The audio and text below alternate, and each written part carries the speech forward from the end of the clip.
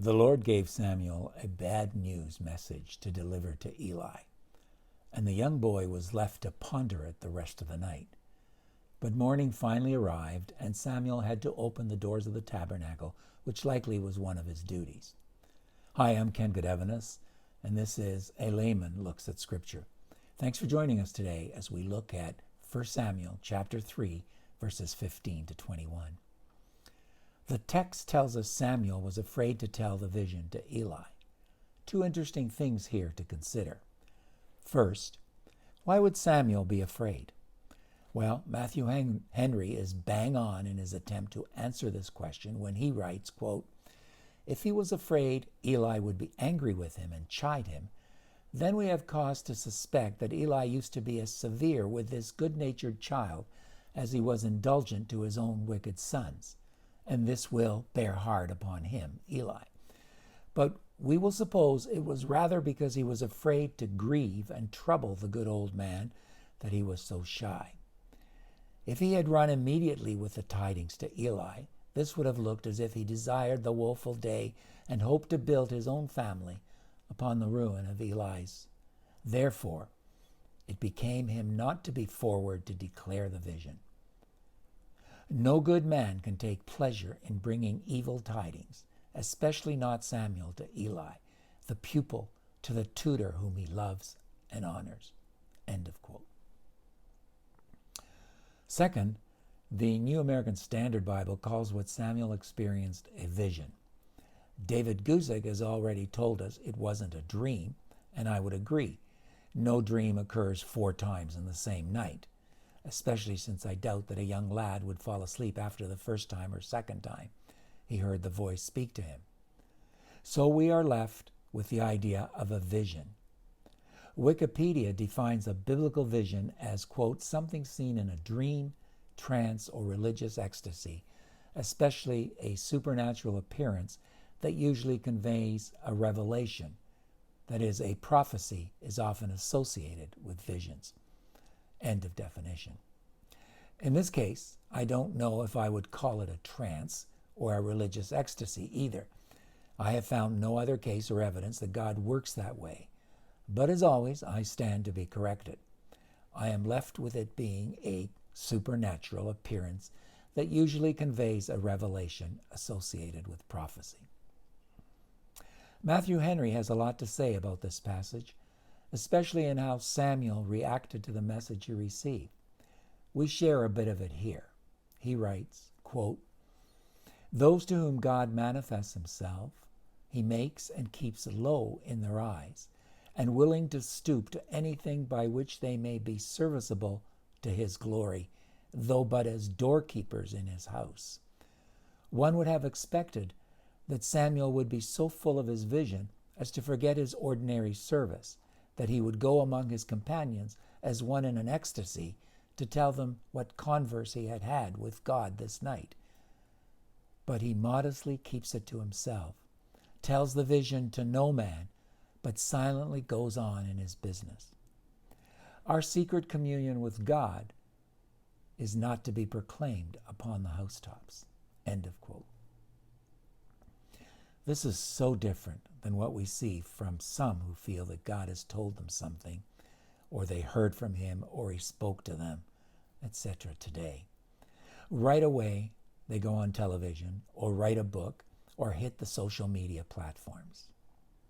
That is not how God intends us to operate with his private messages to us. There is a time to share as he instructs us, and a time to keep it to ourselves. I encourage you to give me your thoughts on this matter if they differ, or even if they agree. Of course, Eli wants to know what God said to Samuel.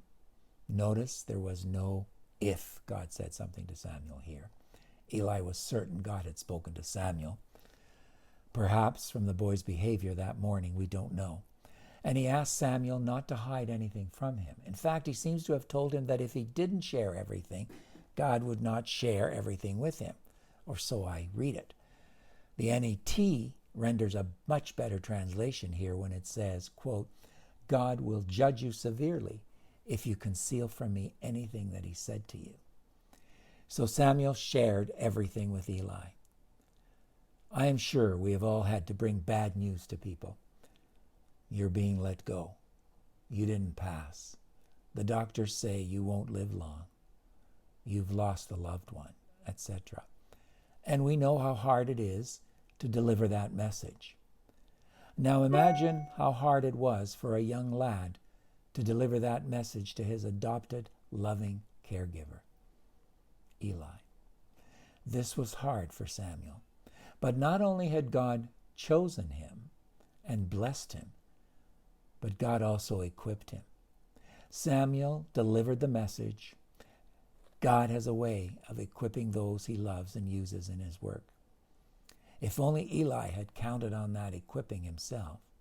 If only we had counted on that equipping when God had wanted us to share some bad news to those we love, and we couldn't do it because it would be hard on them. Perhaps things would have been different. Perhaps we'll remember that next time. Nevertheless, what is important here was Eli's response. It is the Lord. Let him do what seems good to him. Here was an old man that had served God for many years, a man who knew he had failed God in the end when he allowed his sons to sin with respect to the work that was going on in the tabernacle, and a man that felt there was nothing more he could do to change things now. It was too late. Yet perhaps we can give Eli credit for realizing that the judgment that was to come on him, on his sons, and his lineage was indeed from God, and that God could and should do what seemed right to God. David Gusick says, Eli was admirable because he was willing to be taught from an unexpected source. He wanted to hear the bad news of his condition, and he wanted to hear the entirety of God's message, even if it came from Samuel. Matthew Henry writes, it was as if Eli was saying, quote, I have nothing to say against God's proceedings. He is righteous in all his ways and holy in all his works, and therefore his will be done. I will bear the indignation of the Lord because I have sinned against him. End of quote. Thus we ought to quiet ourselves under God's rebuke and never to strive with our Maker. May that be true of you and I. Have you ever reached that point in your life? You've done all you could. You've served God well. You failed at something very important, and now you feel it's too late. So you resolve to let God do his thing. I sometimes feel that way. I know where I have succeeded in obeying God, and I know where I have failed. I know that some things cannot be changed.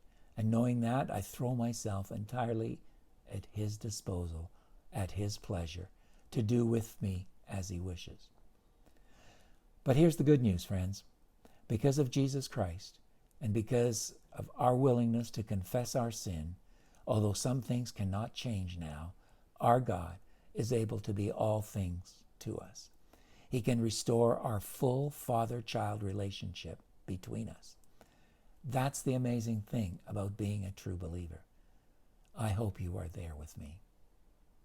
And our text in verse 19 abruptly ends the conversation between Eli and Samuel and tells us that Samuel kept growing. The Lord was with him, and he let none of Samuel's words fail. The Lord was with him. Nothing compares to this. Nothing compares to having and to knowing that you have the Lord with you.